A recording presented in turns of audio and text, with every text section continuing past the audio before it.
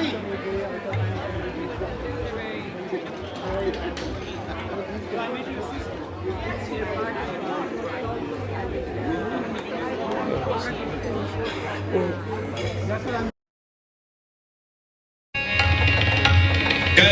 गरज आज मेघ घनन घनन छायुनी.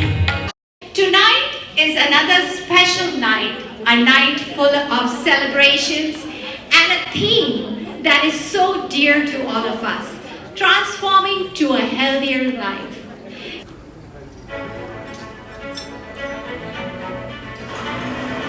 In a world brimming with innovation and progress, there remains a fundamental need that unites us all: healthcare. Millions around the world still struggle. In India, where our healthcare efforts are focused, the challenge is immense. With a population of over 1.4 billion, access to healthcare remains a critical issue, especially in the remote and underserved areas. But there is hope. At Indians for Collective Action, we're bridging these gaps by providing marginalized communities essential care via mobile clinics. We will be thanking some of our donors, sponsors, and a great team of volunteers, ICA team.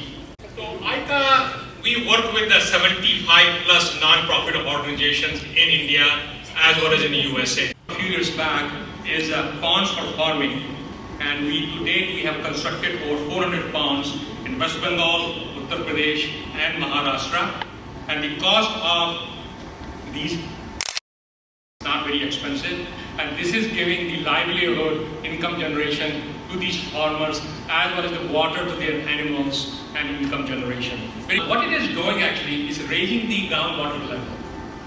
Okay, in many parts of India, the groundwater level is going down, and at the same time, it provides a higher income.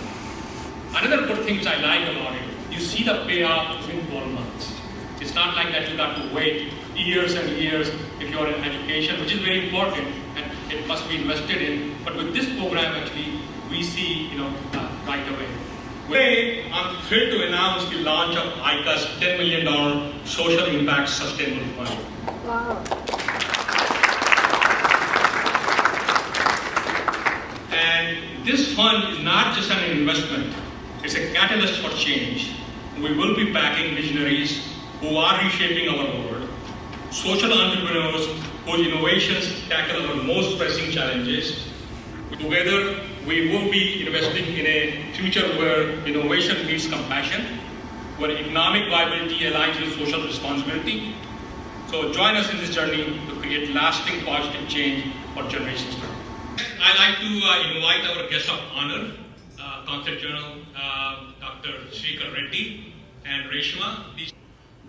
ICAR recognizes Dr.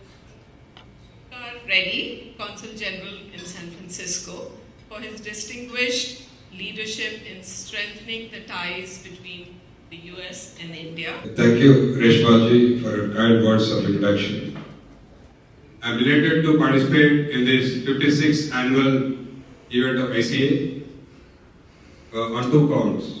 As Reshma ji just mentioned, as a medical graduate, I am happy to participate in this event with the theme Transforming to a Healthier World. And secondly, 2 outstanding doctors are honored here today with the Hanmant Patil Award. We have Dr. Kavita Satav and Dr. Ashish Satav for their outstanding work. As you know, India being a developing country, lower middle income developing country, so the government's efforts should be complemented by non-governmental organizations to reach to the interior areas and also to reach the marginalized communities within India. So I'm happy to know that Indians for Collective Actions, which was set up 56 years ago, with the intention to support the Indian NGOs in providing healthcare, education, rural development. I'll be talking a little bit about our trip and our overall experience in Hemel-Kasa. One thing I'd definitely say is that the kids were very different from how we expected them to be. Surgeon General Vivek Murthy has pointed out that parenting has become very difficult. Especially parents are dealing with so much mental health challenge that it has become a public issue. In my practice, one of the things that I also see is a lot of ignorance about mental illness.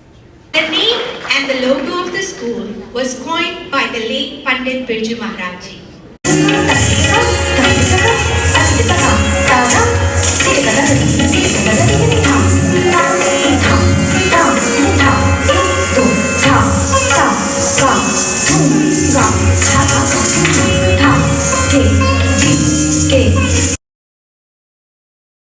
I think I was trying to follow in the footsteps of my late husband, Hanuman Patel, who many years ago had also the same kind of role. Now, with the spirit of that same message, today I'm pleased to present an award to Dr. Sattars, both of them, for their amazing work on health delivery in one of the remotest regions and one of the neediest places in Maharashtra.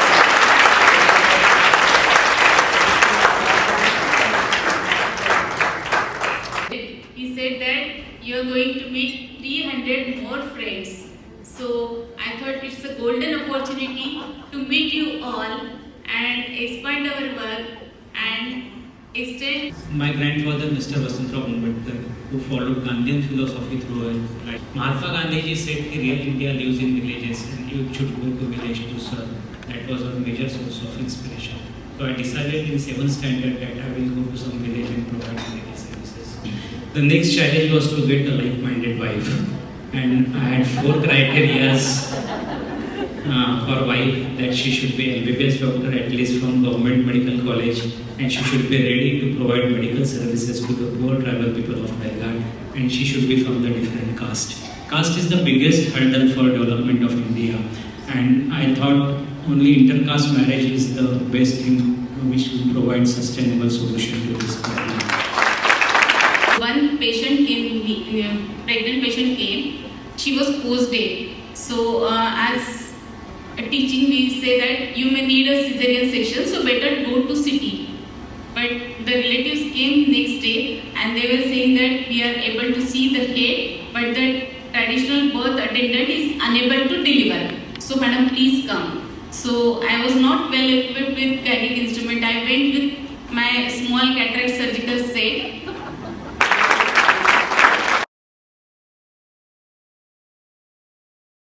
Good evening, everyone. We're honored to welcome a titan of the tech industry and generous philanthropist, Sir Michael Moritz.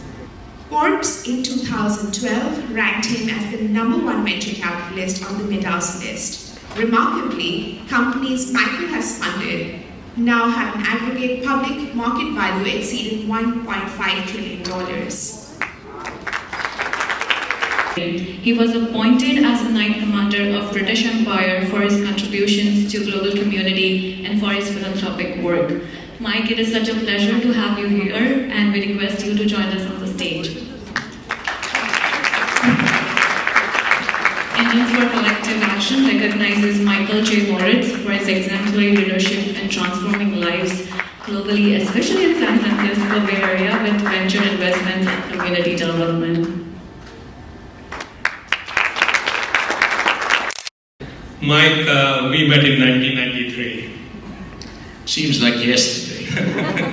And thank you so much for coming here. Well, I was very flattered to be invited. Thank you. And it's nice to be able to do a little bit for an organization as worthy and well-meaning as this. And what prompted you to immigrate to USA? In the mid-1970s was a country that was a pretty desolate place for somebody who was young and hungry and adventurous. The country was crippled by labor strikes. Nothing seemed to work. There were 3-day work weeks. The job prospects were very slim. I wanted to be a journalist working for one of the great newspapers of the era on Fleet Street. And there were very strict union rules that prohibited them from hiring anybody directly from college. I was very fortunate. I won a scholarship study in America. Yeah, I mean, I'm sure a lot of us can share the same story because when British left India, they left the same miseries there too. You really had a unique skill of knowing people, judging who's good and who's not good. Well, I had a bit of an advantage for two reasons. One of which was my education at Oxford. Journalism is a trade that teaches you to have a very refined BS detector.